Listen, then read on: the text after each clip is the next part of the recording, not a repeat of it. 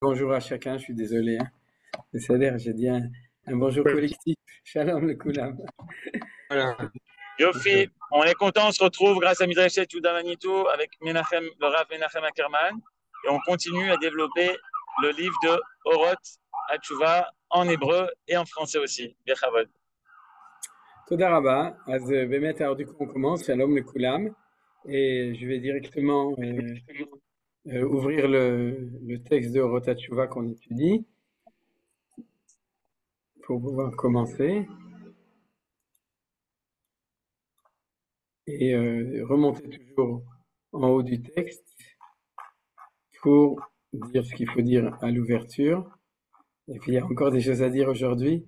Mais Tov, alors tout d'abord, donc Leilou Nikmat Damav, של יוסף אבנר בן אלי ורחל דורן, לניצחון צבאנו צבא הגנה לישראל נגד אויבינו, ולשמירה על כל חיילינו מכל צרה וצוקה ומכל פגרה, לרפואת הנפש, רפואת הגוף לכל הפצועים, כל נפגעי מלחמה הזאת, ובתוכם הדר בן מיטל וגל בן אילנה, לפדיון כל החטופים ואלה שנפצעו אתמול בעזה ברפיח, לפדיון כל החטופים השבויים בעזה ברחמים גדולים ולשמיר עליהם, ולנקמת דמם של כל החיילים הגיבורים שנפלו במלחמתנו, ובתוכם malheureusement ceux qui sont tombés hier, les 4 chayalim qui sont tombés à Rafiach hier. ושל כל הנרצחים השם ייקום דמם, כי אתה אדוני הולך עמנו במלחמותינו ולהושיענו ולהחיש גאולתנו כמו שכתבת בתורתך, כי אדוני אלוהיכם ההולך עמכם להילחם לכם עם אויביכם להושיע אתכם ונאמר אמן. Excusez-moi, Rav Ackerman, j'ai pas compris. Gal Ben Alina et Nadar Ben Meta, qu'est-ce qu'il faut faire pour lire les Télim? On peut, il y a dans tous les réseaux, il y a une semaine, on a envoyé. Oui, j'ai reçu justement. État, mais ils ont dit que c'était des blessés graves, donc c'est pour ça que Ah, je ne me souviens pas du nom, et il y a beaucoup de Chayalim, on ne donne pas le nom malheureusement, c'est-à-dire que dans les informations, pour le respect de la personne privée, on ne donne pas leur nom, ce qui est une erreur, il faut donner leur nom hébreu, c'est-à-dire Moshe ben Myriam, ah, oui. des noms. Mais là, j'ai reçu il y a bien le nom de la mère. Donc, on lit les Télim pour la Refoua Shlema. Voilà, on peut lire ce qu'ils veulent lire, et puis on peut prier. Merci. On peut tout faire pour Bezrat Hashem. Voilà. Alors, on peut aussi commencer ce cours avec, on est dans le 6, voilà, je reste ici, avec Odul Hashem Kilo Olam Chazo, parce qu'il n'y a pas que des mauvaises nouvelles, il y a aussi des bonnes nouvelles.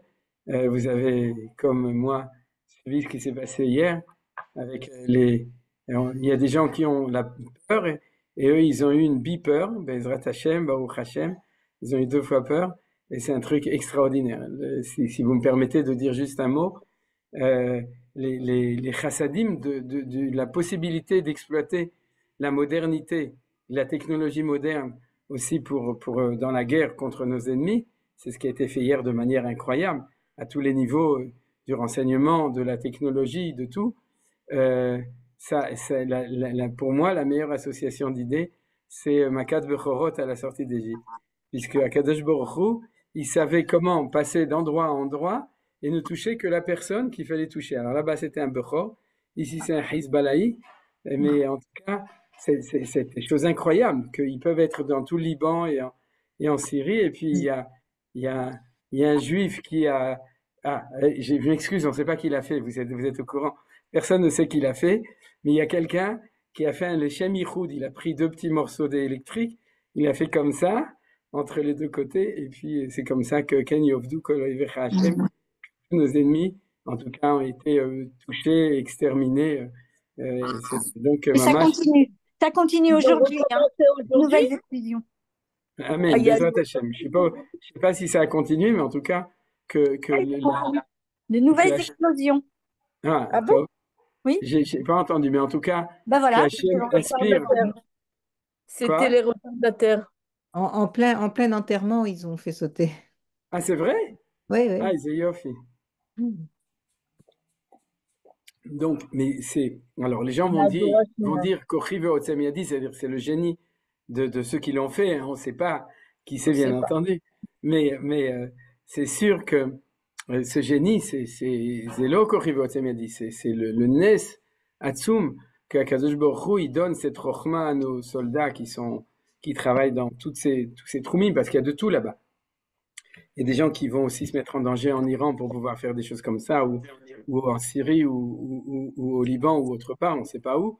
Et puis il y a ceux qui sont assis dans leur bureau, là où ils sont. C'est interdit de dire où ils sont, à Glilotte. Et donc, mais tout ça, c'est Mamash Odul Hashem Kitov qui l'imprègne. À la synagogue ce matin, ils n'ont pas dit Tachanoun. Et je pense, Alpi Alacha, qu'il faut dire, il y a une bracha qui est à la Besora Tova, qui est pour tout le monde. On dit Baruch Atov Ametiv. Et il y a marqué, la Gemara dit, même si le bien qui arrive maintenant, tu supposes que ça va amener un mal après, tu dis Atov Ametiv. Et sur une mauvaise nouvelle, même si ça va amener éventuellement une bonne nouvelle, tu dis Baruch Dayanemet, c'est-à-dire tu bénis pour la mauvaise nouvelle et pas pour la bonne. Donc ici, Bezrat Hashem, ça va amener que des bonnes choses, c'est évident, mais même si ça peut éveiller une crainte de qu'est-ce qui va se passer après, Alpi Alacha, donc je vais pas le dire Beshem ou Malchut, mais Baruch Ata Hashem Elokeinu Melech Haolam, Atov Ametiv. C'est-à-dire pour cette belle nouvelle, Bezrat Hashem, qu'on en ait encore beaucoup. Alors, on va revenir à notre étude, notre Limud Torah, et on s'est arrêté la semaine dernière à Paris, puisqu'on s'est arrêté à 75. La remarque 75 ici, c'est là qu'on s'est arrêté. Donc, on va continuer à partir de là. Je reprends pas le cours, je vous rappelle juste pour ceux qui n'étaient pas là la semaine dernière, que la partie essentielle, je pourrais dire les 2/3 du cours de la semaine dernière, était consacré à l'explication des fondements kabbalistiques de toute l'approche de Rav Kook, qui s'exprime de manière très forte dans notre chapitre et dans ce premier paragraphe, qui est celui du fait que la teshuva, et en fait, il est dans ce texte-là, je vais juste dire en quelques mots, il est dans une dialectique entre la teshuva de l'individu et on pourrait dire un courant de teshuva universel. Alors la semaine dernière, j'ai expliqué, et je vous invite pour ceux qui l'ont raté, à écouter le cours de la semaine dernière pour savoir d'où vient ce courant. Pour ceux qui ne sont pas encore au courant, c'est-à-dire, et donc d'où vient ce courant infini, et c'est de cela dont parle le Rav Kook. Mais il en parle dans ce paragraphe, par exemple dans le paragraphe d'après, si on aura le temps de commencer à l'étudier aujourd'hui, il va mettre ce courant en parallèle avec un autre phénomène, c'est-à-dire que le principe général de ce courant infini, dans ce paragraphe, il va être mis en parallèle chez le Rav Kook avec la teshuva de l'individu. Et là, on va être dans une dialectique constante, qui est celle de savoir est-ce que c'est l'effort de l'homme qui construit les choses, ou est-ce que c'est la présence on pourrait dire d'un flux infini qui fait, et que lorsque l'homme fait un effort, s'éveille, alors il se branche en fait. C'est-à-dire il se branche à quelque chose qui est continu. Machal le Mahadavar Domé, à quoi ça ressemble? À une lampe qui marche avec des piles, ou bien une lampe qui est branchée dans le courant électrique. C'est-à-dire que, est-ce que lorsque tu fais tchouva, tu as mis des piles, ouais, et donc tu as éveillé en toi quelque chose de très fort, et éventuellement le mouvement va être de prat ou klal, c'est-à-dire de ton individu, tu vas pouvoir, grâce à cette intensité, être un exemple ou un moteur d'inspiration, ou bien aussi une influence sur ton entourage. Mais ça commence par toi. C'est pour ça qu'on avait parlé de Émilie, Imen Anili, Mili, ouais, c'est-à-dire, et ou bien est-ce que, avec plus de modestie, on pourrait dire, dans un certain sens, si jamais tu as ton sentiment subjectif clair de t'être réveillé, mais en fait, ce que tu as fait, c'est que, sans le savoir, tu as réussi à être en résonance avec un rayonnement qui existait avant toi, qui existera après toi, qui existe autour de toi, et tu t'es branché. On peut donner l'exemple au niveau des ondes électromagnétiques, ou bien j'ai donné l'exemple du courant électrique. Les ondes, c'est encore plus fort parce qu'ils sont partout. Et c'est plus, l'image correspond plus à ce que le Rav Kook dit. Et lorsque tu fais tchouva, c'est qu'en fin de compte, tu as réussi, grâce à ton travail, à te mettre sur la bonne longueur d'onde. C'est-à-dire que tu deviens un récepteur de ça, et toi qui crois que c'est quelque chose qui vient uniquement de ton ratson, c'est-à-dire de ta volonté personnelle. Ton ratson a une très grande importance parce que ton ratson, c'est ce qui a fait que tu as réussi à te mettre à la bonne longueur d'onde. C'est ça que tu as fait. Mais une fois que tu l'as fait, en fin de compte, l'influx et la puissance de la tchouva est liée avec la résonance de ton expérience personnelle par rapport à une expérience qui est au-delà du collectif, qui est cosmique et universel, qui est éternel.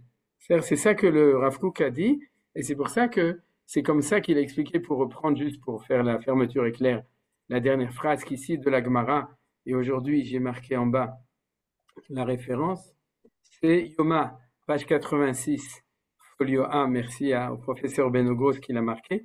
Donc, grande est la teshuva, qu'elle apporte la guérison au monde, un seul se repent, on lui pardonne, et grâce à lui, on pardonne au monde entier. Donc, c'est pas de la mystique, c'est pas de l'influence rationnelle, d'accord? Et c'est difficile à comprendre. C'est pas non plus que quand tu fais teshuva, comme j'ai dit, le Mashiach va arriver tout de suite, parce que sinon, ça fait longtemps qu'il serait arrivé avec toutes les teshuvot depuis Adam Arishon, et même Caïn qui ont fait teshuva. C'est-à-dire, le premier c'était Caïn, ensuite c'était Adam Arishon qui a fait teshuva. Donc, le Mashiach aurait dû arriver à ce moment-là, il y aurait un pardon. Non, c'est qu'il y a une influence universelle. C'est l'effet papillon. C'est-à-dire, c'est un effet, mais ça n'a pas un effet décisif. Mais ça a un influx. Pourquoi? Parce qu'à partir du moment où tu rentres, tu t'intègres dans un mouvement cosmique, alors ton mouvement personnel a aussi en retour une influence. Un de mes élèves au Macholev m'a dit, c'est le principe de klal ou prat ou klal. C'est-à-dire que ça a commencé par le klal, et puis ensuite tu as vécu au niveau individuel, et puis donc puisque ça a commencé par le klal, alors ça aura aussi d'une manière qui est bien au-delà de ce que tu peux imaginer ou penser, une influence qui va beaucoup plus loin que là où tu pensais. Et je vous avais donné aussi un deuxième exemple, l'exemple non pas du grand rabbinat, mais du petit robinet. C'est-à-dire que quand tu ouvres ton robinet, le flux d'eau qui va sortir est complètement disproportionné à l'effort physique que tu as fourni en tournant le robinet. C'est-à-dire qu'il est dû au fait que Dieu n'attendait que tu ouvres pour pouvoir épancher tout ce qu'il attendait depuis longtemps. C'est-à-dire, ça fait longtemps que j'attendais que tu ouvres ton robinet pour que tout l'épanchement qui est possible, qui puisse passer par toi ou par quelqu'un d'autre, mais comme maintenant c'est toi qui es là, alors il puisse passer par toi. C'est-à-dire il y a quelque chose de beaucoup qui transcende la personne. Tout ça, c'était pour reprendre ce qu'on a dit jusqu'à maintenant. Alors donc, on va continuer. Bien entendu, on s'est arrêté au milieu du texte, mais le Rav Kook, pour lui, c'est la suite. Donc, on va continuer le texte. On va voir le développement et non pas une idée qui est fondamentalement nouvelle. Alors, dans la voie spacieuse, à travers laquelle se déverse la sève de l'essence de vie, donc vous voyez qu'il parle de voie, il parle d'un déversement, d'une sève de l'essence de vie. Donc, je ne crois pas qu'en hébreu, on va reprendre le texte en hébreu d'ailleurs, Rav Kook parle de sève. Sève, c'est une très belle image. Peut-être que c'est celle je vais peut-être directement sans avoir besoin de tourner. Regardez comment c'est marqué. Oui, on peut traduire, mais c'est pas sûr. C'est-à-dire, c'est pas sûr que c'est le mot sève, mais c'est une belle image parce que c'est dans toutes les images, on peut avoir l'image de l'arbre dans lequel la sève qui passe dans l'arbre, d'accord, de l'essence de la vie. À ce moment-là, l'unité de tout le réel se révèle à sa source, grâce au souffle de vie de la pénitence qui l'anime, la pénitence de cette personne qui a fait tchouva. Donc, il est en train d'expliquer la phrase de la Gemara de Yoma. Vous voyez, c'est-à-dire comment c'est possible que ta tchouva a une influence sur le monde entier. Alors, il va donner deux idées. La première idée, c'est dans la voie spacieuse à travers laquelle se déverse la sève de l'essence de vie, l'unité de tout le réel se révèle à sa source. Et en fait, du coup, c'est pas deux points, mais c'est un point virgule. Grâce au souffle de la vie de la pénitence qui l'anime, donc grâce au souffle de vie de Teshuvah qui a animé la personne qui a fait Teshuvah, alors tout ce qui existe se renouvelle en direction du bien suprême, lumineux et radiant. Donc ça, c'est une paraphrase de la phrase de la Gemara et que je vais expliquer. La première, je voudrais montrer que c'est très important d'étudier, si c'est possible, en Lashon HaKodesh. Alors, regardez la phrase en hébreu, Batzinor Agadol, qui a été traduit par Beno, par la voie spacieuse. Vous voyez, la voie spacieuse, c'est l'autoroute.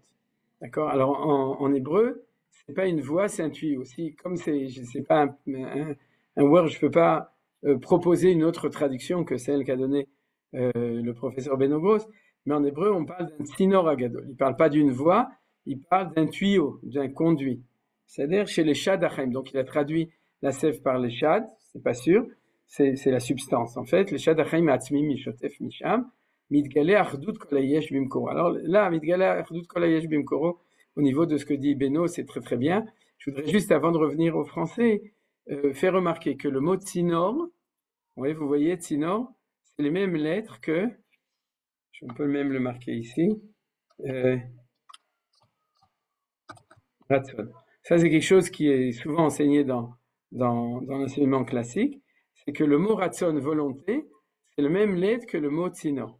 Et pourquoi est-ce que c'est important? Parce que vous vous souvenez que la base de notre enseignement, on l'avait vu ici, vous voyez le mot Ratson qui apparaît ici à Ratson, Nogea Baratson Haolami Achaim Shetef Achaim Arotsonim, c'est-à-dire que le Rav Kook, comme on l'a vu la semaine dernière, avait dit, et ça on en avait parlé, que le moteur profond de la tchouva, qui permet la tchouva, c'est la force de volonté qui est à l'intérieur de l'homme, et j'avais même signalé qu'en cela, le Rav Kook était proche de Schopenhauer. Je vous l'avais dit la semaine dernière, mais j'espère. En tout cas, c'est-à-dire que, puisque Schopenhauer était le philosophe, quelqu'un avait d'ailleurs même cité le livre, je me souviens plus du titre, mais en tout cas, cette idée-là est très importante, de la capacité de volonté qui permet la tchouva. Et donc, c'est très joli de dire que cette capacité de volonté, c'est pas quelque chose qui t'appartient individuellement parce que c'est je veux, d'accord? Ça, c'est peut-être plus du Schopenhauer, c'est pas sûr, j'ai pas étudié. C'est-à-dire de savoir si ça commence de l'homme. Et c'est pas je veux, mais je m'associe par ma volonté avec la volonté primaire, originelle du créateur de Akadosh Baruch Hu lorsqu'il a décidé de créer le monde, lorsqu'il a Allah birtsono livro et kol haolamot kulam, c'est-à-dire qu'il a eu une montée de volonté pour créer tous les mondes. Donc le fait de comprendre ça, ça explique pourquoi le Rav Kook va utiliser la notion, quand il veut parler du shefa, justement, il ne va pas utiliser la sève et l'arbre, mais il va utiliser la notion de tsinor, même, c'est-à-dire d'un tuyau, d'un conduit, parce que c'est ça qui exprime qu'il y a, c'est un lieu, ce conduit, c'est celui de la volonté. Ça, c'est une toute petite remarque, BDR Hagav, pour montrer le langage la précision du langage du Rav Kook. C'est pas la volonté de puissance, la Denis, c'est la puissance de la volonté. Ah, il y a fait mode. Très bien. Nachon. Tov mode. Merci beaucoup. Absolument. Et donc, pour revenir là, à travers laquelle se déverse la sève de l'essence de la vie, c'est-à-dire l'unité de tout le réel se révèle à sa source. Ça veut dire quoi? L'unité de tout se révèle à sa source. En hébreu, si vous voulez, si ça vous dérange pas de monter et de descendre, kol hayesh bi mekoro. Mekoro, c'est à sa source, pas dans le sens uniquement d'une source d'eau, mais on l'a déjà vu souvent, c'est la source, c'est le makor, c'est l'origine. Alors, qu'est-ce qui est intéressant? C'est l'idée de l'unité de tout le réel. C'est quoi? C'est qu'on est à la recherche de l'unité. Tout le monde est à la recherche de l'unité. Actuellement, on est à la recherche de l'unité du peuple juif en Israël. C'est-à-dire, mais dans le fond, il y a une recherche intérieure de l'homme de yichudim, d'accord, de rechercher l'unité des choses. Il n'y a pas que cette recherche, il y a aussi une recherche de la pluralité, c'est-à-dire de comprendre la spécificité de chaque chose. C'est aussi une recherche. Quand on donne des définitions, on est à la recherche de la pluralité a priori, c'est-à-dire qu'on veut que chaque chose soit définie de manière discriminatoire, différente de l'autre. Mais il faut savoir que derrière cela, on est à la recherche de l'unité. Et le processus analyse et synthèse, c'est comme ça. C'est-à-dire quand tu fais une analyse, tu sens que pour pouvoir comprendre les phénomènes, tu dois trouver la spécificité de chaque chose. Mais fondamentalement, c'est pour, en fin de compte, faire une synthèse de tout, c'est-à-dire de réunifier tout, d'intégrer tout, parce que tu sens qu'il y a un rationnel d'unité dans le monde. Est-ce que c'est facile de le trouver? Non. Est-ce que c'est l'apanage de toutes les idéologies? Non. C'est quelque chose que il faut faire attention. Manitou a dit qu'il était pluraliste. Justement, dans l'interview célèbre, je crois pour ses 70 ans, etc., j'ai oublié le nom de celui qui l'interviewe, mais quelqu'un se souvient? Un nom ashkenaz comme ça. Non, vous vous souvenez pas? Il y a une cassette vidéo qu'on peut retrouver tout le temps. Il a dit, je suis pluraliste. Mais Manitou n'était pas un vrai pluraliste, parce qu'un pluraliste, c'est celui qui se refuse, après l'analyse, de faire la synthèse. C'est-à-dire qu'après qu'il ait reconnu, oui, le droit à la différence de chacun, c'est le pluralisme, c'est-à-dire le pluriel, il va dire, alors du coup, si je fais une synthèse, alors je risque d'annihiler la spécificité de chacun, ou de chaque phénomène, ou de chaque chose. Et en fin de compte, Manitou, bien entendu, était un pluraliste, parce qu'il savait que le yichud, comme il le répétait tout le temps, l'unité, c'est l'unité des contraires, l'unité des valeurs différentes. Donc, si jamais tu fais tout égal, tu vas jamais arriver à une unité, tu vas arriver, ce qu'il disait, non pas une achdout, mais une achidout, c'est-à-dire une unification, dans le sens que tu vas effacer la différenciation pour pouvoir trouver l'unité. Et donc, la vraie unité, la véritable unité, elle est l'unification de toutes les valeurs, de tous les contraires possibles et imaginables. Maintenant, ça, c'est une vérité générale, mais il y a une autre vérité, c'est que dans le monde, depuis l'infini jusque chez nous, d'accord, c'est-à-dire l'infini de Dieu jusqu'à chez nous, plus on descend, et plus il y a des cloisonnements entre les différentes valeurs. C'est-à-dire que ici en bas, ce monde ici s'appelle Alma de Perouda. Je ne sais pas si vous connaissez cette expression. C'est-à-dire, c'est en araméen. Olam à Péroud en hébreu. Ouais, Péroud, c'est la discrimination, la différenciation. C'est-à-dire que Dieu a fait que ce monde ici, c'est le monde où ce qui apparaît de manière première et évidente, et qui souvent apparaît comme impossible de faire différent, c'est la différenciation. Je vous rappelle par exemple une très belle halakha qui va être appliquée Bezrat Hashem dès le jour où on va ouvrir l'entrée du monde du temple et du Beth Amikdash, quand le temple sera construit à tout le monde. C'est que si aujourd'hui au Slichot, vous avez 100 000 personnes facilement qui sont au Kotel, alors dès que on montera sur le temple, il y aura facilement 1 million de personnes qui vont se retrouver en même temps au moment de la Aliyah la Regel, au moment des fêtes de Yom Kippour, de Sukkot, de Shavuot, de Pessah.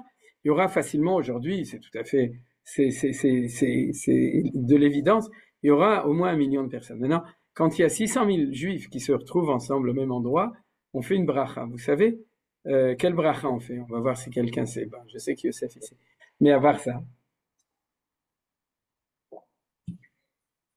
quelqu'un sait, vous savez quelle bracha on fait quand on voit 600 000 juifs en même temps? Non, vous ne savez pas encore. C'est marqué dans la Gemara. Mais la raison pour laquelle vous ne savez pas, c'est qu'on n'a pas encore eu l'occasion de la faire ces dernières années, mais on y avance. Parce que pendant 2000 ans, on n'avait jamais vu 100 000 personnes réunies en train de prier au même endroit, ou les Avdil Alfé Avdalot en train d'accompagner quelqu'un à ces dernières demeures, comme on a vu pour des grands rabbins. Mais je préfère parler de choses positives, de tfila et tout. Maintenant, quand on va y arriver, on va voir 600 000 personnes, et on a un témoignage d'un Rav dans la Gemara qui a fait cette bracha à l'époque du deuxième temple. Donc à l'époque du deuxième temple, c'est des choses qui arrivaient. Alors on fait une bracha qui s'appelle Baruch Chacham Arazim. Béni soit le sage des secrets. Oui, Raz, c'est pas relié avec le sapin, c'est relié avec les sphirotes. C'est-à-dire, c'est le béni soit le Chacham, c'est Akadosh Baruch Hu, Chacham Arazim. Razim, c'est les secrets, Raz. C'est-à-dire, et donc, la Gemara demande, ça c'est marqué dans la Mishnah, Masechet Brachot, dernier chapitre 8, et la Gemara, elle demande, pourquoi est-ce qu'on fait une bracha comme ça et qu'est-ce que ça veut dire? Et elle répond une phrase que vous connaissez, que Shem Shepartzufem Shonim, Kar Derotem Shonot. C'est-à-dire, de même que deux figures de personnes ne se ressemblent pas, chacun a un partsouf c'est un panim, donc qui est différent, et de même, Kar Derotem Shonot, de même, je traduis librement, de même leur personnalité est différente. Alors, ce qui est extraordinaire, c'est que tu le dis quand on voit 600 000. Pourquoi quand on voit 600 000? Parce que là, tu vois vraiment le Alma de Pérouda, la pluralité absolue de toutes les Nishmot Israël, puisque tu en as 600 000. Donc, tu as toutes les identités hébraïques possibles qui sont rassemblées là. Alors, quel est le secret du coup? Pourquoi tu dis pas Baruch Metzayer Partsufim? Ouais, mais celui qui crée les différentes panim. Vous avez tout de suite compris. C'est que si on a 600 000, à ce moment-là, qu'est-ce que tu vois? Tu vois à panim à klaliot. C'est-à-dire que tout d'un coup émerge la figure collective du peuple juif, puisque toutes les figures possibles sont présentes à ce moment-là. Et c'est ça le secret. Alors, et ça, c'est ce qu'on est en train de dire. C'est-à-dire que tant que tu n'arrives pas là, tu vois le Alma de Pérouda. C'est-à-dire tu vois le monde tel qu'il est. Alors, comme j'ai dit, c'est-à-dire que dans le ciel où Dieu est éteint, en fait, c'est faux l'image d'une pyramide. C'est pas qu'en haut il y a un point, c'est pas complètement faux. Hein. Il y a aussi une image comme ça, c'est en haut tout est concentré, et puis plus on descend, plus il y a une disparition, disparaît, hein, pas disparaître, mais c'est-à-dire c'est de plus en plus une différenciation des choses. C'est aussi vrai, mais on peut le dessiner autrement, c'est-à-dire que un tsinor de nouveau qui est comme ça, mais plus ça descend, plus à l'intérieur du tsinor il y a des cloisonnements, des différences. Et plus tu montes, plus elle s'estompe, jusqu'au point où tout en haut, il y a une unité totale de tout, et ça n'existe plus la différence entre les différentes valeurs. Alors, c'est ça que nous dit le Rav Kook. Si la tchouva, c'est pas ton nombril à toi, d'accord? Ta tchouva, c'est pas moi, ouais, Menachem Tartampion, j'ai fait tchouva, donc j'ai fait tchouva, donc je suis super, donc Dieu va m'aider. Mais si ta tchouva, c'est se relier à la source, c'est-à-dire, puisque par l'intermédiaire du flux, tu remontes à la source, prenons l'exemple de nouveau du robinet, par le fait que tu ouvres le robinet, sans savoir l'eau qui coule, elle te permet de remonter à la source de toute cette eau-là, le château d'eau qui est tout en haut. C'est-à-dire, à ce moment-là, tu reçois par le phénomène de tchouva le retour à l'unité de tout le réel. Voilà, ça c'est le mot qui est marqué ici, l'unité de tout le réel, elle se trouve là-bas. Or, ici, on ne peut pas la trouver, et quand tu fais tchouva, remarquez par exemple que le Rav Kook nous met en garde. Souvent, un Baal tchouva, avant, il s'entendait bien avec sa famille parce qu'il faisait la même chose.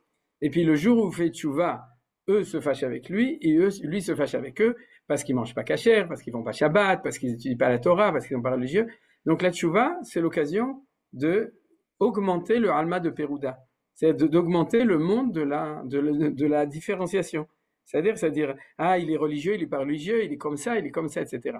Alors qu'avant, tu étais juif, donc tout le monde était bien, d'accord? On était tous ensemble parce que il y avait moins de jugement puisque tu exigeais moins de toi, donc tu exigeais moins des autres. Le Rav Kook nous dit, fais attention, ça c'est une tchouva ktana, c'est une tchouva metzumtzemet, c'est une tchouva pratit, d'accord? Mais si tu fais une vraie tchouva qui est reliée avec le klal, alors tu seras en bonne santé, tu seras relié avec le 1, et automatiquement ta tchouva, puisqu'elle fait pardonner le monde entier, toi-même, tu vas retourner à une source d'unification de tout. Il y a marqué dans la Gemara de Maseret, aussi dans le même Perek, Maseret Brachot, chapitre 8, il y a marqué que celui qui rêve dans la nuit, parce que là-bas il y a les codes des rêves, la clé des songes, c'est-à-dire elle est dans le 8e chapitre, marqué que celui qui rêve d'une casserole, dans son rêve il rêve d'une casserole, ça ne veut pas dire qu'il chante faux, alors il y a marqué Itzpe les shalom, c'est-à-dire il doit comprendre que Dieu lui a parlé d'un message de paix. C'est-à-dire le shalom c'est toujours fait, et le shalom c'est l'unification. Alors la Gemara elle demande pourquoi est-ce que si tu vois un cire, une casserole en rêve, ça veut dire que Dieu t'a transmis un message de paix, parce que la casserole elle fait la paix entre le feu et l'eau. Et comme ces deux valeurs contraires, alors si tu mets de l'eau dans la casserole et le feu en dessous, alors ça fait la paix entre les deux, c'est shalom, donc c'est une paix. Alors, ce qui est joli dedans, c'est que il y a un mot qui fait la paix entre l'eau et le feu, qui s'appelle shamaim, vous savez aussi.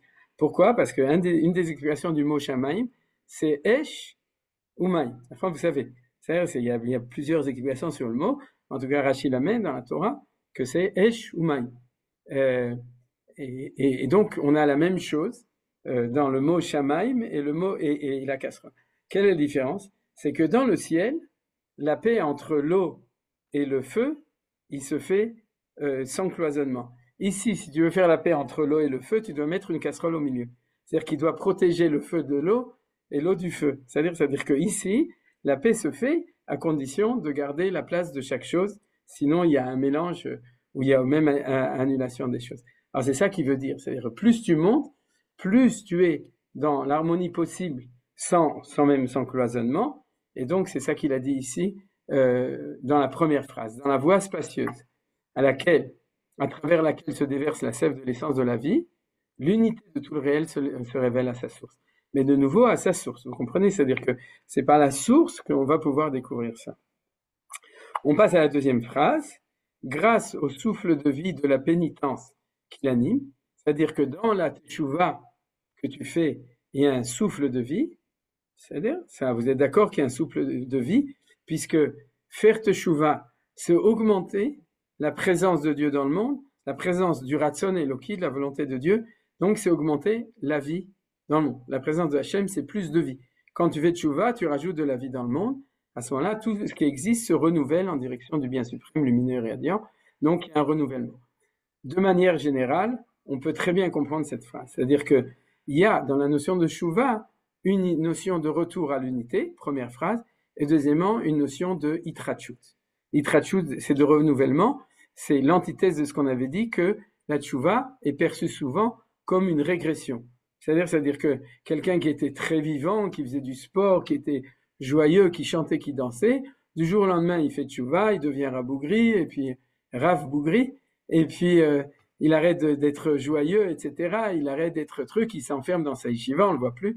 Vous comprenez? C'est-à-dire que, vu par l'extérieur, le Rav Kook nous dit, mais pas du tout. Si tu fais une vraie tchouva, à ce moment-là, il y a une hitrachut, c'est-à-dire tu renouvelles les choses, et c'est vrai. C'est-à-dire, tu étais coincé enfermé dans tes fautes ou dans ton système qui ne marchait pas. Et la volonté, c'est la base aussi de la hitrachut, du renouvellement. Et sincèrement, tout le monde le sent. C'est-à-dire au moment de Yom Kippour, quand on passe Yom Kippour, on sent que on est nettoyé, ouais, et que les choses, il y a une hitrachut, c'est-à-dire qu'il y a un renouveau. On peut recommencer. C'est-à-dire, d'ailleurs, c'est pour ça que c'est au moment de Rosh Hashanah, c'est-à-dire du renouvellement de l'année, qu'on sent qu'on peut renouveler les choses. Et c'est ça la deuxième idée. C'est-à-dire tu t'es inscrit dans un mouvement énorme et qui est lié avec le monde entier. Et il y a deux mouvements. Premièrement, unification et deuxièmement, renouvellement. Ça, c'est l'idée générale de Rav Kook dans cette phrase. Maintenant, si on la reprend en ivrite, il y a des choses qui ont été ratées en français. Uveruach Hachaim. Vous voyez, c'est la deuxième phrase. Comme je sais que vous parlez tous l'ivrite parfaitement, donc il n'y a pas de problème. Vous voyez, hein? Je vais faire un tout petit peu plus grand pour... Voilà. Uveruach Achaim Amerachev Shel HaTshuva Mitradesh Hakol Letova Eliona Meira Umetzufachat. Donc, il y a une hitrachut qui est une hitrachut pour le bien, parce qu'on avait vu que faire Teshuva, c'est inclure le Ratzon dans la notion du Ratzon Atov, c'est ce qu'on a vu la semaine dernière, même avec le secret de Atov Vameti, c'est-à-dire le fait que Dieu a créé le monde pour faire du bien. Donc quand tu fais Tchouva, tu inscris la volonté dans la volonté du bien, et donc il dit Yoter Tova, plus meilleur, Mezukechet, non pardon, je suis ici, et le Tova Eliona, mais c'est le bien d'au-dessus, Meiraom Metursechet, Beno, le professeur, il a traduit Metursechet rayonnante, c'est Besséder, au niveau de la traduction, mais si vous voulez, ça veut dire qu'il y a une hitrachut, un renouveau, qui est un renouveau du bien, et avec tout le rayonnement qu'il y a dans ce bien. Maintenant, ce qui est intéressant, c'est qu'il a utilisé ici un mot qui n'apparaît pas dans la traduction en français, Uveruach Achaim Amerachef ala Tshuva. C'est-à-dire, il y a deux mots d'ailleurs. Ruach Achaim Amerachef shel Tshuva. Et pourquoi? Parce que ce mot Merachef, vous le connaissez. D'où vous le connaissez? De quel verset, de quel chapitre de la Torah? C'est très difficile. Vas-y, Yosef, si tu peux ouvrir ton micro. Bereshit, non? Voilà, Bereshit, chapitre 1, Ruach verset 2. C'est-à-dire, vous êtes tous Kulan ou Hachamim, on connaît. D'accord, on va le reprendre. Et Rav Kook fait allusion à ça. Quoi? Ruach merachef al pnei hamayim. Nachon. Ruach Elokim merachef et al pnei hamayim. Comment je sais que Rav Kook fait allusion à ça? Parce qu'il a dit Ruach hamerachef shel haTshuva. Donc c'est évident qu'il fait allusion à ça. Et il dit que c'est un Ruach Chaim. C'est-à-dire c'est un influx de vie, mais qui est merachef shel haTshuva. Donc ça veut dire que la Tshuva est liée avec ce verset. Alors on va ouvrir le verset et on va voir.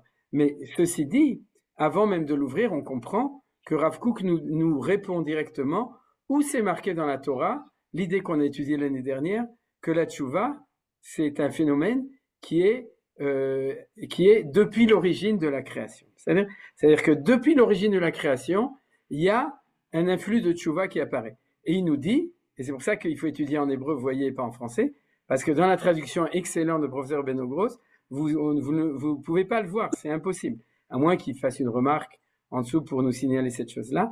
Mais en tout cas, du coup, on doit étudier cette phrase pour pouvoir comprendre. Alors venez, on va voir Béhémet, ce à quoi Rav Kook pensait dedans. Et c'est pas que c'est nouveau, puisqu'on a déjà vu l'idée. Mais c'est uniquement qu'ici, Rav Kook nous donne une indication de ses sources. Alors on le reprend. Va'aretz, aïta tovavo v'chosher al pnei tehom. Ça, on l'avait vu, c'est Shvirat Ekilim. Vous vous souvenez, c'est comme ça que c'est marqué dans le Etzraim. C'est-à-dire, c'est le premier processus. Je ne traduis pas parce que c'est on a vu la semaine dernière. C'est-à-dire, Veruach Elohim merachefet al pnei hamayim.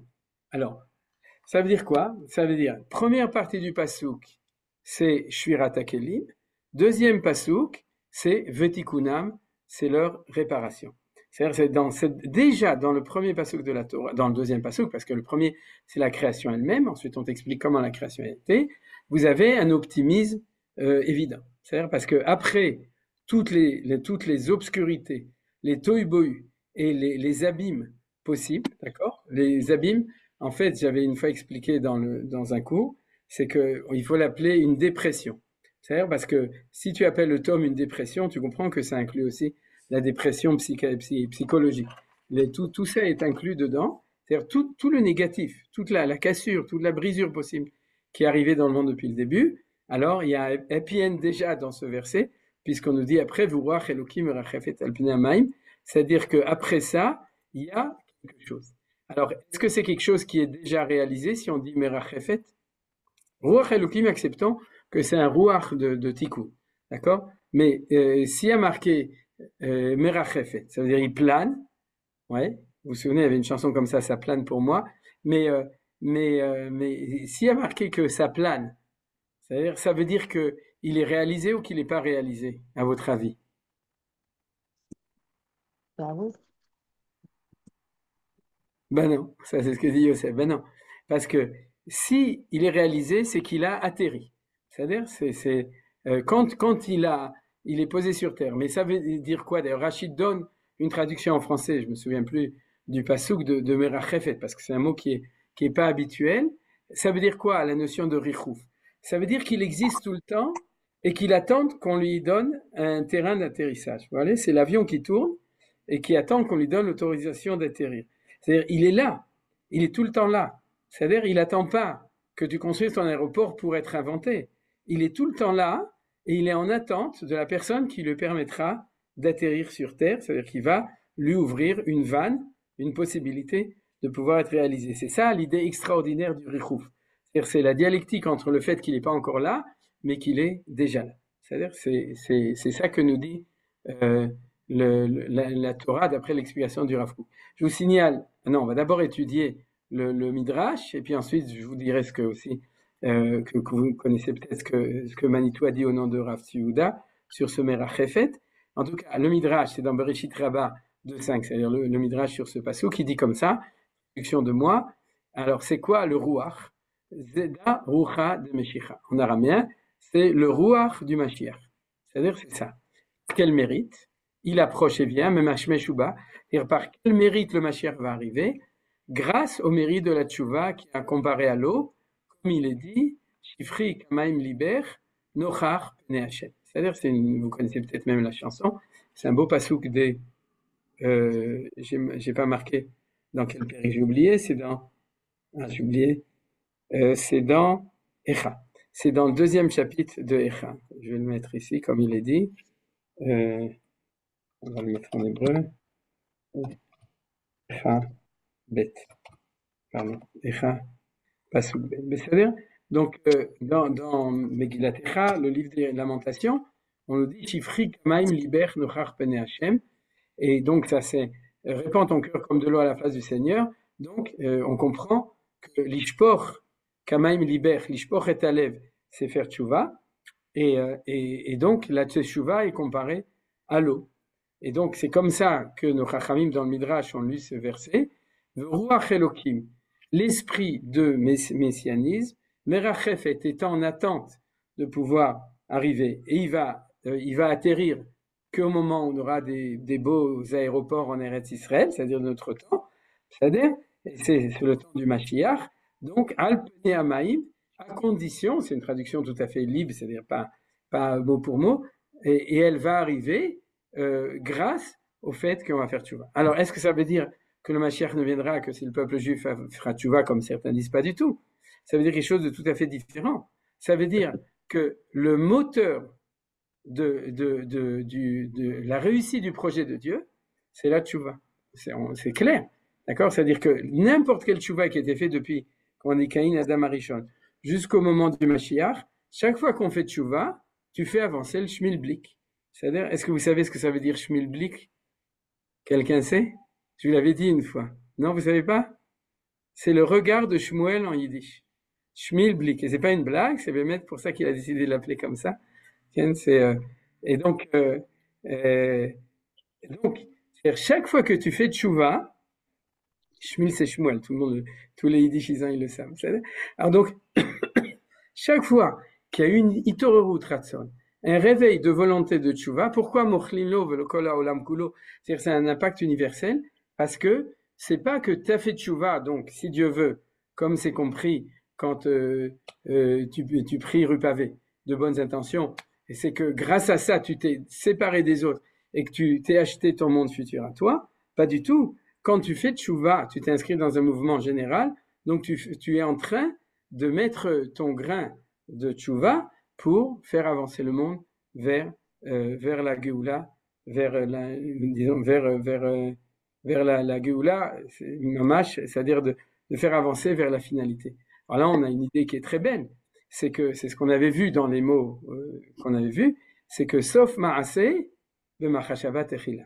C'est-à-dire que la pensée d'origine qui est Veruach Elokim, d'accord? La pensée d'origine qui est le deuxième verset de la Torah, elle annonce dans le deuxième verset de la Torah que le monde n'est pas un monde de Tohu Vavo Vechosher al Pnei Tehom par essence, c'est-à-dire ce n'est pas le monde de la brisure, celui qu'on est en train de vivre a priori cette année avec toutes les difficultés des brisures qu'il y a eu, d'accord? C'est pas l'essence du monde.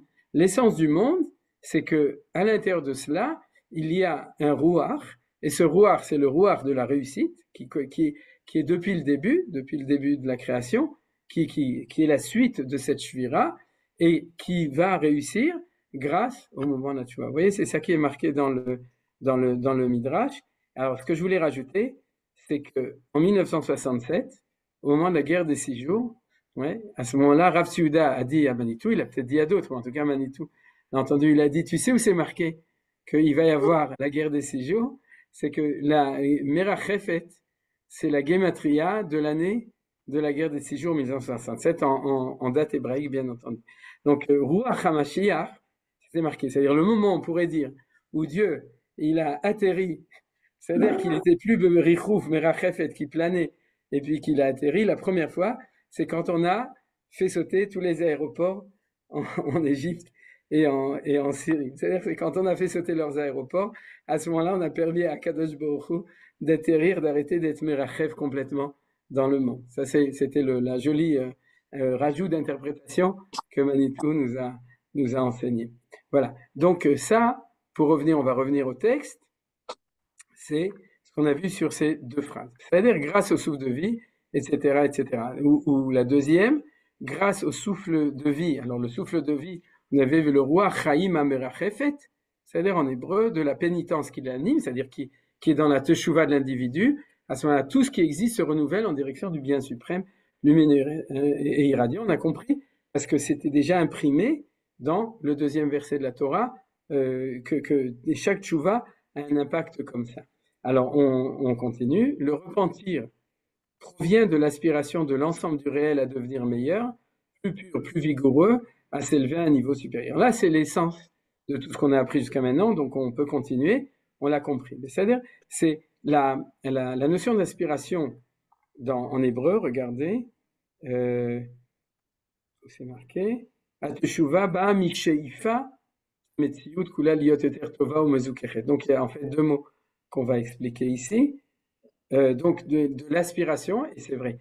Et l'aspiration, ouais, c'est pas pour les gens qui sont à l'armée, qui sont des aspirants, c'est-à-dire l'aspiration, c'est, j'ai oublié de nouveau comment est-ce qu'il dit en Sheifa. Sheifa, c'est le même mot en hébreu que Sheiva. Vous savez, c'est une attirer, une attirance. C'est-à-dire, Sheiva, c'est comme pomper de l'eau, ça s'appelle Sheiva. Sheiva, Sheifa, c'est-à-dire, c'est en même temps une aspiration, dans le sens que j'ai une aspiration, mais en même temps dans le sens où quelqu'un, il essaye d'aspirer, comme dans le sens avec une paille, d'aspirer un liquide, d'accord? C'est-à-dire que je suis aspiré par une force qui est au-dessus de moi, et donc du coup, je suis aussi inspiré. C'est-à-dire jusqu'au moment où je suis expiré, alors j'arrête. Mais fondamentalement, de ce point de vue-là, le mot en français est très, très bien et très précis. Il faut se souvenir que c'est l'idée de la tchouva, c'est qu'il y a constamment aussi une idée de magnet, comment on appelle ça en français, de magnétisme, c'est-à-dire d'attirance magnétique, c'est-à-dire on est aspiré par ça. Il faut juste se donner le droit d'être lié avec cette force qui nous aspire, c'est-à-dire pour pouvoir avoir une aspiration. Le repentir donc provient de l'aspiration de l'ensemble du réel à devenir meilleur, plus pur, plus vigoureux, à s'élever à un niveau supérieur. Maintenant, le mot plus pur en hébreu, je vais prendre aussi 1 minute pour l'expliquer. Le mot plus pur, c'est le mot de Sheifat hametziut kula liot yoter tova ou mezukechet. En hébreu, il n'a pas dit veyoter teora, c'est-à-dire il a dit plus mezukechet. C'est comme ça qu'il a traduit, je crois, la notion de mezukar. Alors, qu'est-ce qui est important dedans? C'est un très bel enseignement de Manitou qui disait, lorsqu'on dit Ratza Kadosh Baruch Hu les Zakot et Israël, le Fichach Irba Lahem Torah Mitzvot, Shenemar Hashem Hafez le Ma'atzitko Yagdil Torah V'Yadir Kadish, c'est-à-dire, alors quand il a dit Ratza Kadosh Baruch Hu les Zakot et Israël, les Zakot, le commun des mortels croit que Dieu nous a donné des mitzvot pour pouvoir être plus méritants. Les Zakot comme Zachiti Ken Bepras, c'est-à-dire j'ai reçu une récompense. Mais je me souviens avoir entendu de Manitou cet enseignement, c'est que les zakot, ça ne veut pas dire donner encore un point en plus, c'est-à-dire dans la liste des mérites, ça c'est une vision individuelle particulière. Je fais des mitzvot, aujourd'hui j'ai fait 5 BA, demain je serai BA-bas, parce que j'en ferai encore plus, et donc, pas du tout. La notion de zikour, c'est une notion de purification dans le sens de devenir plus transparent. Comment on appelle le verre? On appelle le verre zeruchit. C'est-à-dire pourquoi? Parce que le verre, c'est la matière qui est transparent à la lumière. Et comme on appelle de l'huile qui est pure, veikru elecha shemen zait zach. C'est-à-dire de l'huile pure, ça ne veut pas dire qu'elle est pure, ça veut dire qu'elle est transparente. Et donc, ça veut dire quoi? Ça veut dire que le processus de teshuva, je le dis en vitesse parce que je veux finir le Mahamar avant aujourd'hui, qu'on puisse la semaine prochaine commencer le suivant. Vous voyez, c'est ce mot qui est marqué de l'ensemble du réel devenir meilleur, plus pur. C'est ce mot pur. Alors, ça veut dire plus zar. C'est le mot qui est dit, donc plus transparent. Ça fait allusion au fait que le but du monde au niveau de la matérialité, ce n'est pas que lorsque on aura fini notre travail historique, la matérialité disparaîtra et il n'y aura que la spiritualité comme l'opinion maïmonidienne du Olam Haba et du Olam Haneshamot, mais comme l'opinion des kabbalistes qui dit que le monde futur, c'est le monde de la résurrection, de Triyat HaMetim, dans lequel on revivra avec le corps et l'âme, mais la grande différence, c'est que notre corps sera purifié dans le sens qu'il deviendra transparent à la Neshama. Est-ce que ça a déjà existé? Oui, puisque c'est toujours le même processus de Sof Ma'aseh de Marshavatri-là. Lorsque Adam Arishon était créé, c'est-à-dire tout son corps était transparent à sa Neshama. Il avait ce qu'on appelle Kotnot Or, c'est-à-dire que son enveloppe, son habit, il était habillé d'un corps, mais le corps était transparent à la Neshama. Et lorsqu'il a mangé du Etz Hada'at Tovara, lui et Ève, les deux, c'est-à-dire lorsqu'ils ont mangé du Etz Hada'at, à ce moment-là, les Kotnot Or sont devenus des Kotnot Or, avec un Aïn. On est passé du Aleph au Aïn. Ça veut dire qu'on a un corps qui est devenu opaque, oui, à la Neshama. C'est pour ça qu'il y en a qui mangent des œufs d'opaque. Et et pour se souvenir de ça. Et donc ce passage-là, ça veut dire que, est-ce que on voit que la neshama est le support du corps, ou le corps est le support de la neshama? Quand on dit kotnot or avec Aïn, ça veut dire que c'est le corps qui est le support de la neshama, parce qu'on ne voit pas la neshama, on vit dans son corps et on a un intérieur.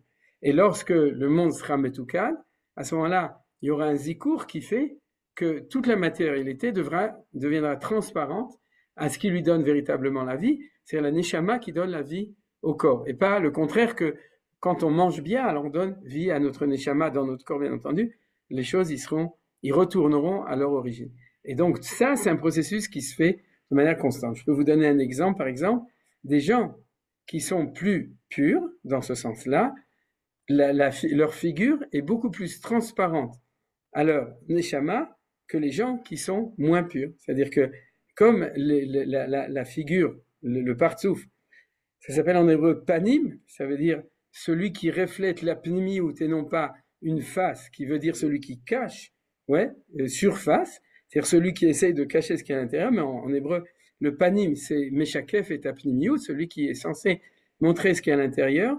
Plus on avance dans la vie, plus on a un zikour qui fait que notre figure est transparente à notre neshama. On voit souvent, quand on voit des tzadikim, on dit, lui, on voyait le rayonnement de sa neshama sur son corps. Quel est par exemple le seul homme dans l'histoire qui avait réussi à complètement restaurer ça? C'est Moshe Rabbeinu. Parce qu'il a marqué que Moshe Rabbeinu avait des cornes, vous savez. Ouais, vous connaissez cette histoire. Il n'avait pas de cornes qui karan or panav. C'est-à-dire que la lumière est or et non pas or, c'est-à-dire la lumière de son panim rayonnait. Donc ça veut dire qu'il n'avait plus de face.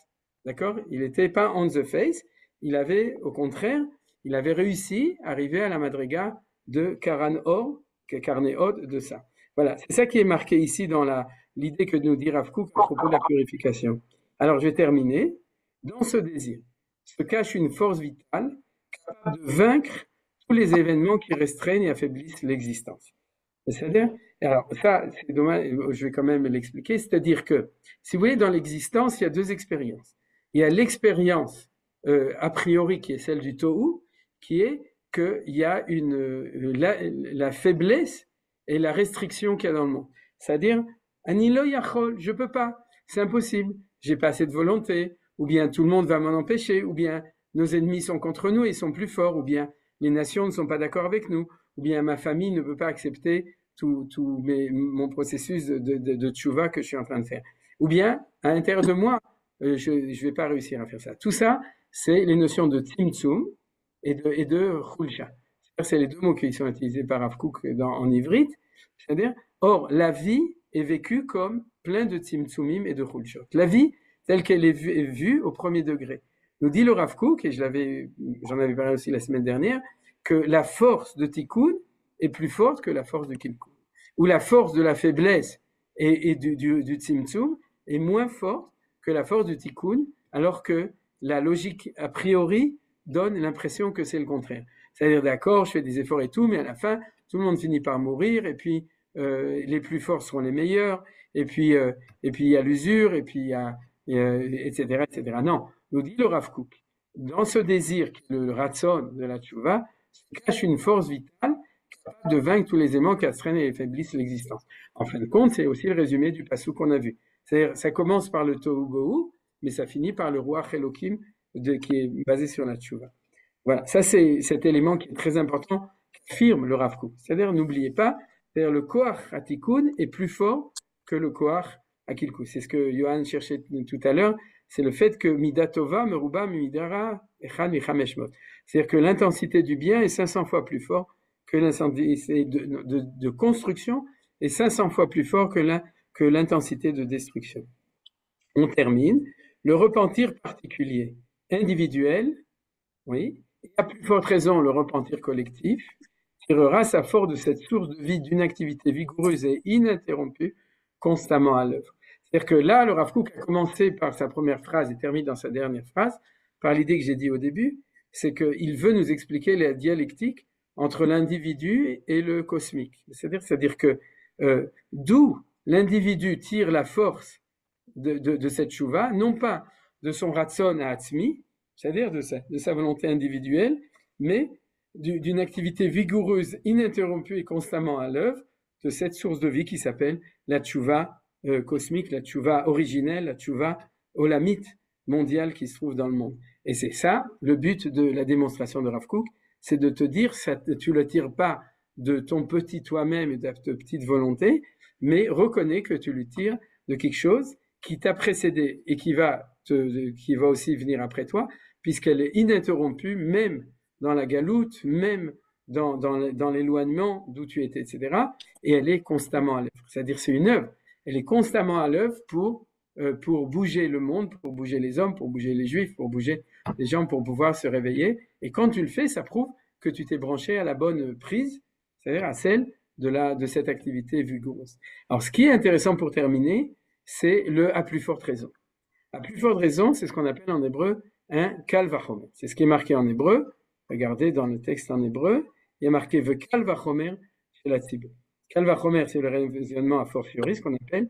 Et là, on voit que le Rav Kook nous donne un nouvel enseignement qu'il tire de son idée générale. C'est quoi? C'est que si jamais la tchouva commence de l'individu, qu'est-ce qui est plus facile, de changer une personne ou de changer une collectivité? De changer une personne. Quand on se désespère de pouvoir changer une collectivité, on se dit, d'abord, charité bien ordonnée commence par soi-même, je vais essayer de me changer un petit peu, ensuite je vais essayer d'influencer sur une personne, et si Dieu veut, à force de l'usure, on réussira à avoir tout le monde. D'accord? C'est-à-dire changer le collectif. Mais si vous voulez, c'est une pensée de politique que c'est beaucoup plus dur de changer une collectivité qu'un individu. Et le Rav Kook nous dit, à plus forte raison, le repentir collectif tire à savoir. C'est-à-dire que c'est plus facile, entre guillemets, c'est pas que c'est plus facile, mais c'est plus fort le repentir de la collectivité. Alors pourquoi? Parce que qui est-ce qui est plus proche du cosmique? Le collectif ou l'individu? Le collectif. Vous comprenez que là, l'Israël est beaucoup plus proche de Shem Hashem, Shem Havaya. C'est-à-dire, regardez, pour ceux qui connaissent la Kabbalah, les sphirotes de Knesset Israël et de Yaakov, etc., et de Zérampé, tout ça. C'est-à-dire que lorsque le peuple juif est vivant au niveau collectif, il est plus proche de la tchouva que lorsque l'individu vit sa vie. Pourquoi? Parce que c'est comme les attirances de masse. Plus ta masse est grande, plus elle sera attirée par la masse infinie du Ruach HaTshuva qui est dans le monde. Plus ta masse est petite, moins il y aura de... Non, la météo physique, c'est pas tout à fait exact ce que j'ai dit, mais c'est pas grave. C'est quand même ça l'idée, l'image, c'est l'idée du Kal Vachomer. Vous avez compris? C'est-à-dire, si ta logique est que ça commence par le grand et que ça arrive jusqu'à chez toi, alors plus tu es proche du grand parce que tu es une collectivité, plus tu seras attiré. Alors, on va terminer par une source dans la Gemara qui dit ça. La Gemara, Talmud Bavli, Maseret Rosh Hashanah, page 18, folio A, dit comme ça. Amarav Shmuel bar Inya, Mashme de Rav. Minayin l'exardin shel tzibur she'eno nechtam. C'est-à-dire, d'où est-ce qu'on sait que le décret qui est décidé par Akadosh Baruch Hu sur le tzibur, donc sur la collectivité, que Dieu ne le signe pas, ça veut dire qu'il reste ouvert et qu'on peut toujours le changer, c'est ça que ça veut dire. Vous savez, on dit Gmar Hatima Tova, il y a l'activa et la Hatima.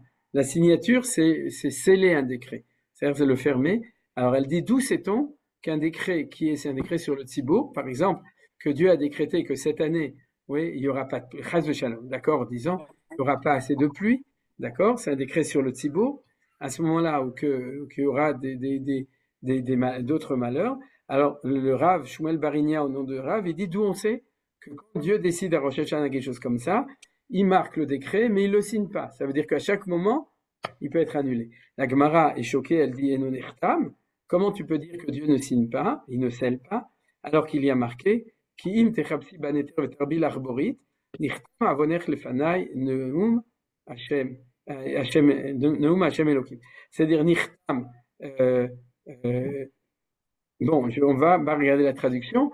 Khamim comprennent altikri nichtam et la nechtam, c'est-à-dire que c'est scellé. C'est-à-dire si jamais, même si tu veux essayer d'enlever le savon, avec du savon ta faute, une fois c'est scellé, et puis c'est fichu. Donc la Gemara, c'est pas important comment on l'étudie, mais elle apprend ce pasouk, et elle dit, du coup, elle corrige le tir, et elle dit comme ça, elle dit « Ela falgaf shenertam nikra ».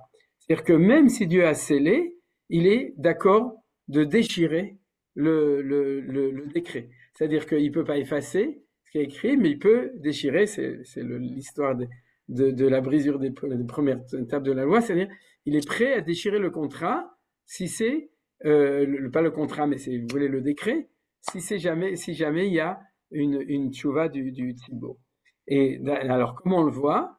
Parce qu'on a marqué un pasuk, mi goy gadol, asher lo Elohim krovem elav, qu'Adonai Eloheinu b'chol korenu elav. Alors, la phrase qui est importante, c'est marqué dans le livre de Devarim, chapitre 4, c'est-à-dire qu'il y a marqué b'chol korenu elav. Donc, quel que soit le moment, tu peux annuler un décret même s'il est scellé, oui, si jamais c'est le tzibur. Où on voit que c'est le tzibur au début, kimi goy gadol, c'est-à-dire que c'est pas du tout la lecture habituelle du pasuk, c'est-à-dire que comme tu es un goy, c'est-à-dire tu es un peuple, à ce moment-là, il y a le phénomène bechol korenu elav, c'est à n'importe quel moment, si la collectivité fait tchouva, à ce moment-là, c'est pardonné, et pas seulement pardonné, c'est même déchiré, vous comprenez, il y a aucun décret qui est définitif si jamais il y a teshuva du peuple, une teshuva collective.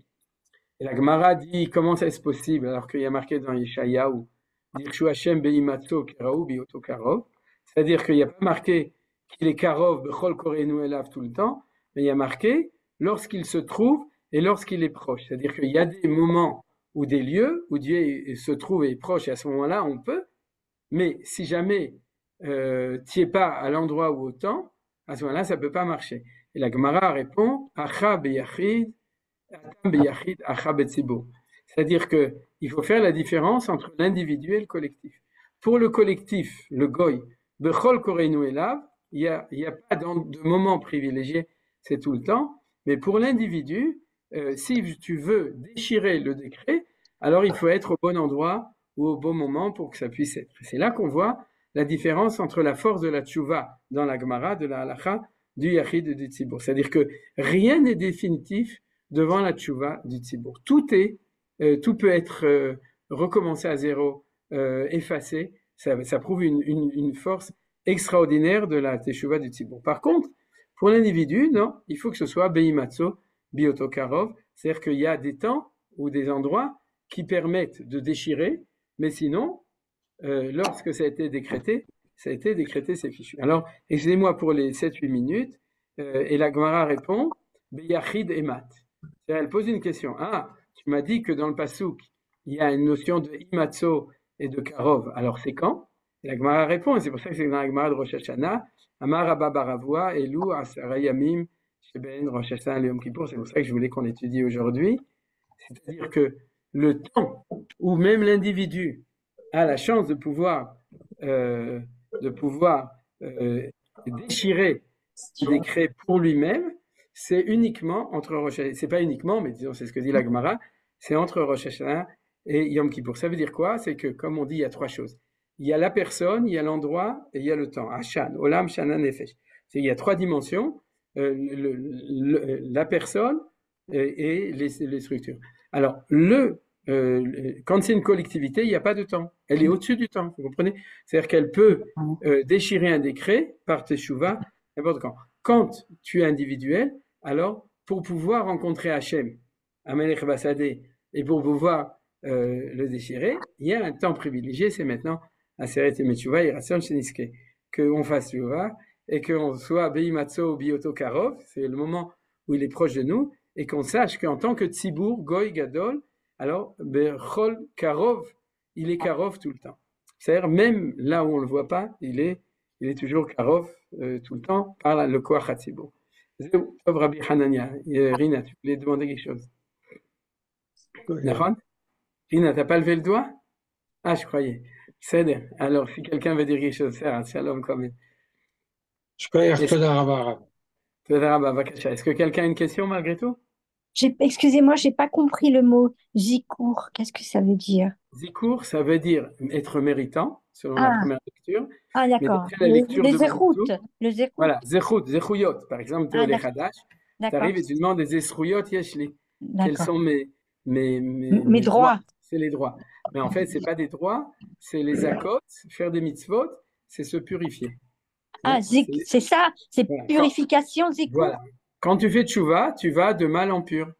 Ah, il y a que vous.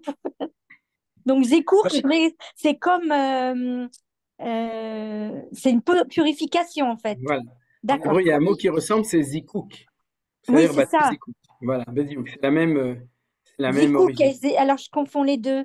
Parce que Oui, mon parce que hébreu l'un n'est c'est pas avec un kouf et l'autre c'est avec un kaf. bon. Et que veut Zikouk c'est dire, avec un kaf et oui, zikouk c'est avec un kouf. zikouk, c'est quoi déjà? J'ai C'est oublié. les raffineries ou les distilleries. Ah oui, ah, d'accord, en effet. Oui, oui. C'est- D'accord. Mon Les hébreu gens n'est qui pas sont bon. mezoukachim, c'est des gens raffinés. D'accord. Top. Alors, encore Je dis une. aussi le roi David quand il dit Mima Makim Karatifra. C'est un peu cette idée. J'ai pas compris ce que tu voulais dire, Shulamit, mais vas-y, explique-toi. Quand le roi David dit Mima Ma'amakim kirati Hashem. Karatifra, il parle aussi du rapprochement et de désir de purification. D'accord. Et je sais pas si tu te souviens, mais le premier mot de cette piska, c'était Mima Makim Ba'atshuva. Mais Ah, Omek, je l'avais mais pas Omek entendu. Gadol, il explique Je l'ai deux pas fois, et on a entendu. vu la semaine dernière que la Amkout, c'est comme on dit, il a une pensée profonde. C'est-à-dire, c'est un retour aux sources. C'est pas de creuser à l'intérieur de soi uniquement, mais c'est aussi le fait de retourner Omek. Donc, c'est comme ça que tu peux lire cette idée de purification, c'est que Mima Amakim Kerati Hashem, c'est quand je t'appelle, c'est parce que j'ai été capable de retourner aux sources. C'est d'après cette lecture du Rav Kook. Oui, Bevakasha Daniel. Shalom. On n'entend pas, il faut que tu ouvres ton micro et je peux pas l'ouvrir. Oui, pardon. Voilà. Est-ce que c'est pour ça qu'on dit toutes les fautes ensemble, celles qu'on a commises autant que celles qu'on ne croit pas avoir commises, parce qu'on se mêle aux autres? Bien fait, ça c'est une très bonne remarque. Le Zohar HaKadosh, il dit il dit comme ça, que quand on arrive à Rosh Hashanah Yom Kippour, c'est vrai que c'est un temps, et c'est peut-être ça la profondeur de l'explication, c'est que c'est un temps, Beimatso Bioto Karov, parce que c'est un temps aussi de réunification de Ham Israël. C'est-à-dire, on le sent très très fort dans les tefilot de Rosh Hashanah, aussi encore plus de Yom Kippour, qu'il y a une espèce de hitpaïsout. Malheureusement, l'année dernière, il y a eu quelque chose de grave, et Bezrat Hashem pas cette année à Tel Aviv, dans cette chose-là, qu'il y avait des tefilot qui étaient dehors, et il n'y avait pas cette hitpaïsout. Mais hitpaïsout, ça veut dire une pacification, une unification et un pardon, même entre les gens et tout, quoi. C'est quelque chose, Bezrat Hashem. Et peut-être que parce qu'il y a une segoula, il y a une force dans ce temps de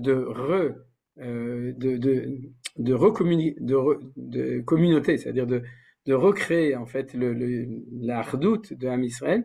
Et c'est ça qui fait que en ce temps-là, du coup, il y a aussi cette force de Tzibour qu'on a vu qui est de tout temps, mais à ce moment-là, quand l'individu se met, le Zohar HaKadosh, il dit que quand tu pries pendant un Rosh Hashanah Yom Kippour, il faut pas dire Av Hav. Av Hav, ça veut dire give me, give me. C'est-à-dire donne-moi, donne-moi, mais c'est un jeu de mots. Parce que quel est l'animal qui dit how, how? Av Hav, c'est le chien. C'est-à-dire, on ne doit pas être comme des chiens qui disent wa wa et donne-moi, donne-moi mon os, c'est-à-dire ou ma pitance. Chez le il doit Vav, c'est-à-dire être concentré sur soi-même. Je fais mon cheshbon pour que Dieu me donne une bonne vie. Et là, l'ishtif inish be'adeh de tzibura, c'est-à-dire qu'il faut tout le temps penser, de se sentir associé avec tout le tzibur. C'est en araméen. L'ishtatef adam avec le tzibur, shenema betoch ami anochi yoshevet. C'est-à-dire c'est un pasouk à propos de l'un, j'oublie maintenant, chez Elisha. Elisha Hanavi,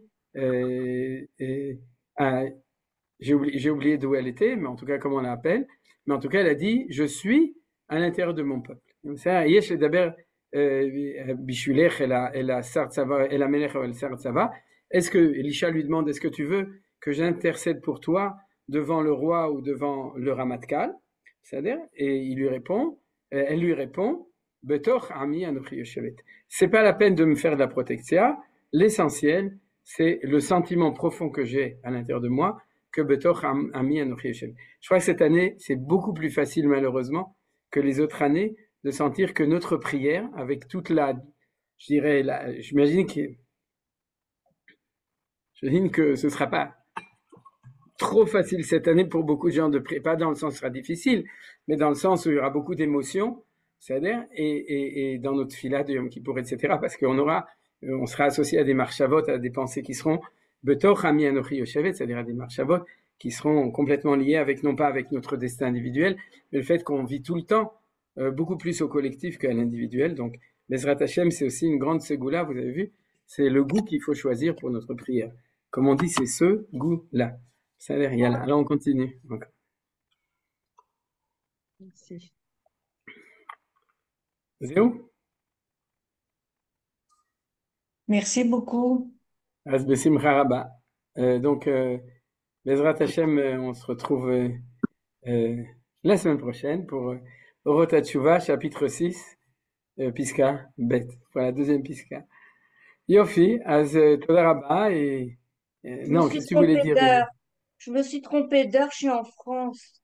Oh zut! Ah, Tant désolé. pis, la prochaine fois. C'est pour ça qu'il y a l'enregistrement, Mediouk, la prochaine fois. Désolé. Ouais, excusez-moi. Ça m'a fait plaisir de vous voir tous.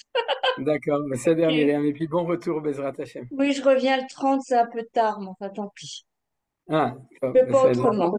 D'accord, Et Rina, tu veux dire comme ça quelque chose ou que non? Parce que tu fais ainsi. Juste au revoir. Alors, Shalom le Koulam et Bezrat Hashem, on se retrouve. Shalom. Bochim Tio.